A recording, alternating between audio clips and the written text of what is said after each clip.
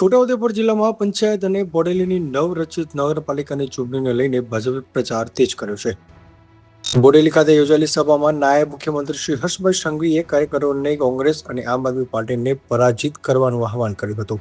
તેમણે જણાવ્યું હતું કે ભાજપ સરકારમાં આદિવાસી સરકારનો સર્વાંગી વિકાસ થયો છે, જ્યારે કોંગ્રેસ પર આદિવાસીઓના શોષણ પર આરોપ લગાવ્યા હતા. સભામાં સ્થાનિક આગેવાનો અને મોટી સંખ્યામાં કાર્યકરો ઉપસ્થિત રહ્યા હતા. આ અંગે ધારાસભ્ય રાજેન્દ્રસિંહ રાઠવાએ પણ ભાજપના વિકાસની કાર્યોને લઈને વિશ્વાસ વ્યક્ત કર્યો હતો. હજારો લોકોને જ્યારે જોયા ત્યારે નક્કી થઈ ગયું કે છોટા ઉદેપુરમાં આ ચૂંટણીમાં કમલ સિવાય બાકી બધું સુપડા સાફ. અને ભારત માતા કી જય અને ભારતીય જનતા પાર્ટી જિંદાબાદના નારા અને તમારા નારા એ ચારેય દિશામાં એવા ગુંજ્યા. કાલ સાંજે જે બાકી રહી ગયા છે ને તેમાં કેટલાય હવે પ્રચાર માટે નથી નીકળવાના. કોંગ્રેસના શાસનમાં દાહોદ, છોટાઉદેપુર આ બધા જિલ્લાના આદિવાસી ભાઈ બહેનોને શ્રમિકો સિવાય બીજું કોઈ કામ નહીં મળતું હતું. દિવસ રાત મજૂરી કરીને મારા આ આદિવાસી પરિવારો એમના ઘરનું ગુજરાન ચલાવતા હતા.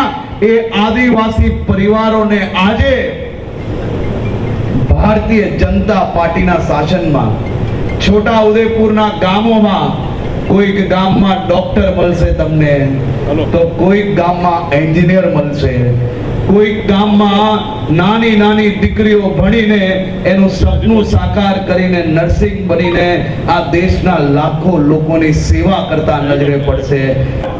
પ્રચાર કરવા જાય ત્યાં લોકો જે પ્રકારે ધોતા ગયા તો ફોર્મ ખેંચવાની કાલે છેલ્લી તારીખે છેલ્લા સમય પહેલા 750 જગ્યા એવી છે ગુજરાતમાં જ્યાં હાલતી ચાલતી ગમે તેને પકડતી આ બે પાર્ટીના એક બી મુરતિયાઓ ચૂંટણી લડવા માટે તૈયાર ના થયા. એવી પરિસ્થિતિ કોંગ્રેસ અને આમ આદમી પાર્ટીની ગુજરાતમાં થઈ છે. આ બધી જ પાર્ટીઓ ગુજરાતની ચૂંટણી પતે,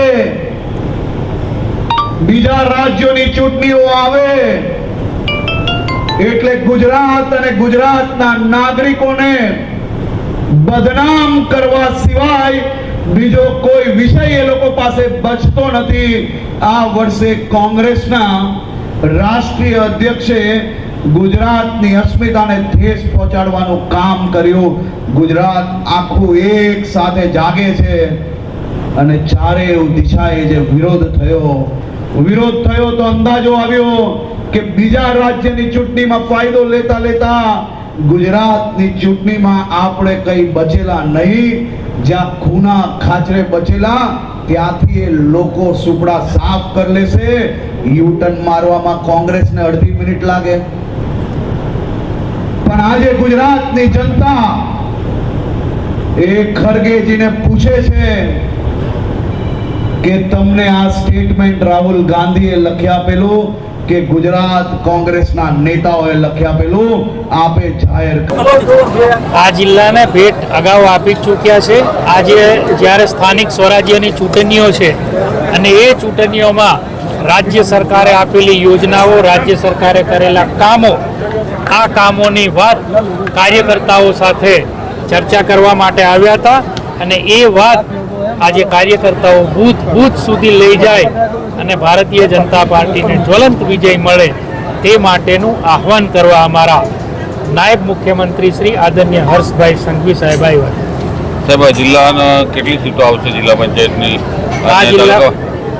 આ જિલ્લા પંચાયતની અંદર આ મંચ પરથી કહેવામાં આવ્યું તેમ આ જિલ્લાની અંદર 32 જિલ્લા પંચાયતની ચૂંટણી થઈ રહી છે, 150 તાલુકા પંચાયતની ચૂંટણી થઈ રહી છે અને બોડેલી નવી બનેલી નગરપાલિકાની ચૂંટણી થઈ રહી છે.